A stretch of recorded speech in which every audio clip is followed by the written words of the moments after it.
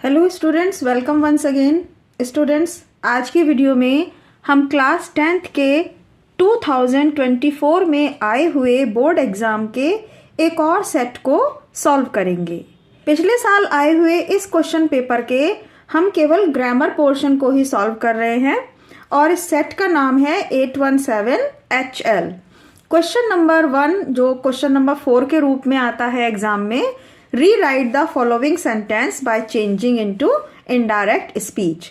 तो ये क्वेश्चन हमें इनडायरेक्ट स्पीच में चेंज करना है, डायरेक्ट से इनडायरेक्ट बनाना है। सेंटेंस है, Sheela said to Rohit, do you want to continue your studies. तो सबसे पहले ये ऑब्जर्व कीजिए कि हमारी रिपोर्टेड स्पीच कौन से सेंटेंस में लिखी गई है। इंटेरोगेटिव है, डू यू वांट, क्या तुम चाहते हो अपनी पढ़ाई कंटिन्यू करना। तो शीला ने ये बात रोहित से पूछी है। इंटेरोगेटिव मार्क भी यहाँ दिया गया है, तो इसलिए अब हम यहाँ सेड टू को बदलकर आस्क्ड लिखेंगे। शीला आस्क्ड रोहित, और इंटेरोगेटिव होने के कारण अब हम यहाँ इन्वर्टेड कॉमा को हटाकर दैट का प्रयोग नहीं करेंगे। यहाँ पर हेल्पिंग वर्ब से सेंटेंस शुरू है। जब हेल्पिंग वर्ब से सेंटेंस शुरू होता है तो हम इन्वर्टेड कॉमा को हटाकर इफ का प्रयोग करते हैं। Sheela asked Rohit if, you second person है जिसे हम रोहित के अकॉर्डिंग चेंज करेंगे तो आ जाएगा ही। इफ ही, और अब यहाँ वर्ब आएगी सेकेंड फॉर्म वांटेड। ये क्यों आई है? क्योंकि यहाँ पर ये सेंटेंस प्रेजेंट इंडेफिनिट था, जबकि हमारी ये रिपोर्टिंग वर्ब पास्ट टेंस में है।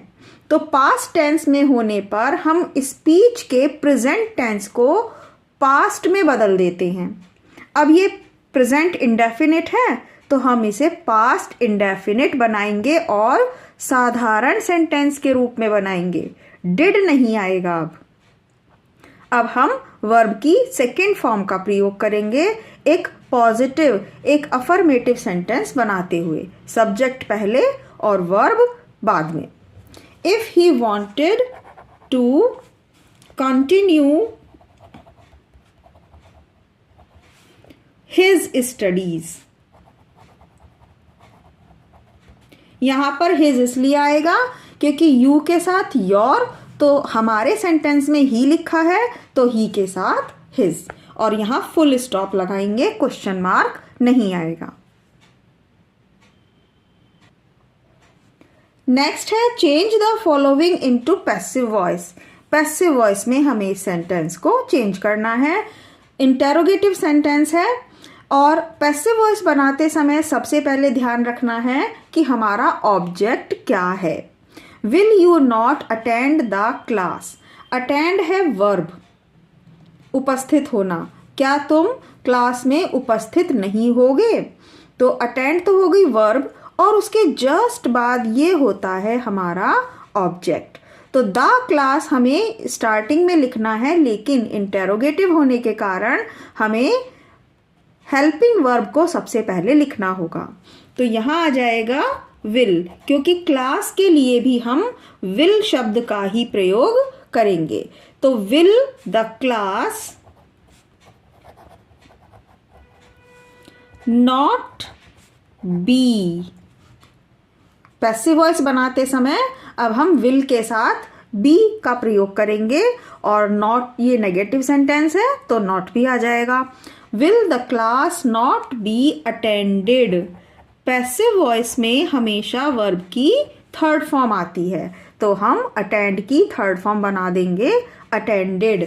और अब सब्जेक्ट का नंबर है तो सब्जेक्ट से पहले बाय लिखेंगे और फिर यू को यहाँ पर लास्ट में ऑब्जेक्ट बनाते हुए लिख देंगे, और आ जाएगा क्वेश्चन मार्क।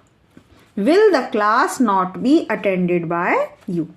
नेक्स्ट है, पंक्चुएट द फॉलोइंग। अभी तक हम बहुत सारे सेंटेंसेस कर चुके हैं। हमने 2023 और 24 के सारे सेट पूरे कर लिए हैं लगभग। अब बस 2-3 ही सेट बचे हैं। तो अगर आपने अगर आप उन प्रीवियस पेपर्स को पढ़ना चाहते हैं तो डिस्क्रिप्शन बॉक्स में दिया गया लिंक से आप उन सभी पेपर्स को पढ़ सकते हैं। पंक्चुएशन बहुत ही आसान होती है। पंक्चुएशन में capital letter, inverted comma, comma और फुल स्टॉप, क्वेश्चन मार्क, लगभग इन्हीं 4-5 इंपॉर्टेंट चीज़ों को ध्यान रखना है। तो सबसे पहले ये देखिए ये कि सेंटेंस कैसे लिखना है। द में हम टी कैपिटल बनाएंगे, पहला अक्षर कैपिटल। The boy said. अब यहाँ सेड के बाद किससे कह रहा है ये चीज़ नहीं है, सर पे मत जाइएगा। सर, अगर ये बॉय सर से कह रहा है तो टू सर नहीं लिखा, तो हम यहीं पर कॉमा, इन्वर्टेड कॉमा लिख देंगे, क्योंकि सर शब्द को वो अपनी स्पीच के अंदर बोल रहा है। द बॉय सेड सर, तो सर के लिए एस कैपिटल और उसके बाद फिर एक कॉमा आएगा। मे आई कम इन, कम, बस। और ये क्वेश्चन है तो हम पहले क्वेश्चन मार्क लगाएंगे और फिर इन्वर्टेड कॉमा क्लोज। और अब इसी क्वेश्चन के डी पार्ट में आती है ट्रांसलेशन। ट्रांसलेशन करने से पहले स्टूडेंट्स आपसे रिक्वेस्ट है कि अगर आपको ये सेंटेंसेस समझ में आ रहे हैं तो प्लीज़ वीडियो को लाइक करना नहीं भूलिएगा, और चैनल पर फर्स्ट टाइम है तो चैनल सब्सक्राइब कर लीजिए। इसी तरह से ये इम्पॉर्टेंट कंटेंट के साथ वीडियो आपको यहाँ मिलती रहेंगी। मनीष अपने पिता का इकलौता बेटा है। मनीष इज ओनली बॉय या फिर only son of his father.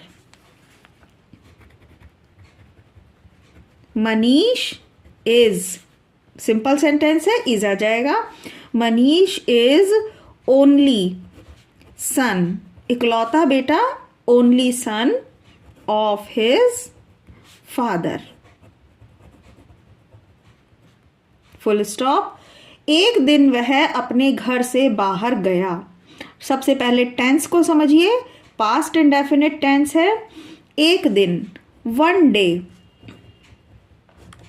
वह गया, ही वेंट, वर्ब की सेकेंड फॉर्म आ जाएगी, पास्ट इंडेफिनिट टेंस है तो he went out of his house. House या फिर होम एज यू विश, अपने घर से बाहर, आउट ऑफ हिज हाउस। उसने अपने पिता की आज्ञा नहीं ली, ये भी पास्ट इंडेफिनिट है। उसने की इंग्लिश आ जाएगी यहाँ ही। आज्ञा नहीं लेना, डिड नॉट टेक परमिशन, क्योंकि पास्ट इंडेफिनिट है और नेगेटिव है तो हम डिड नॉट का प्रयोग करेंगे। ही डिड नॉट, आज्ञा नहीं लेना, take permission, he did not take permission, he did not take permission of his father, अपने पिता की, ऑफ हिज फादर। 3 घंटे बाद जब वह घर लौटा, when he returned, when he returned after 3 hours,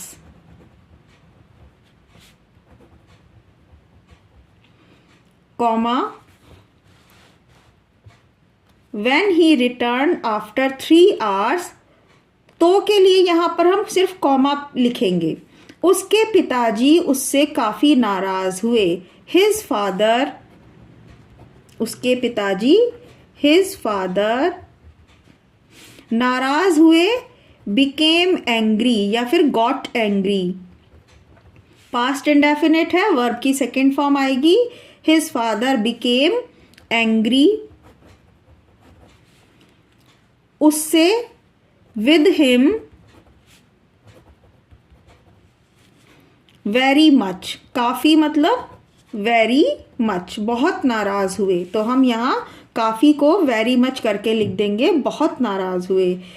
When he returned after 3 hours, his father became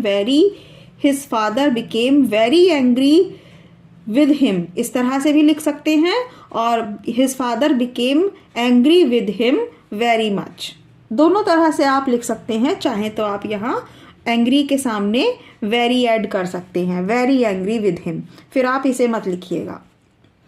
तो स्टूडेंट, आई होप कि आपको ये ट्रांसलेशन और ये सभी सेंटेंसेस समझ में आए होंगे। प्लीज़ वीडियो को लाइक करना और चैनल को सब्सक्राइब करना नहीं भूलिएगा। मिलते हैं नेक्स्ट वीडियो में। Thank you so much.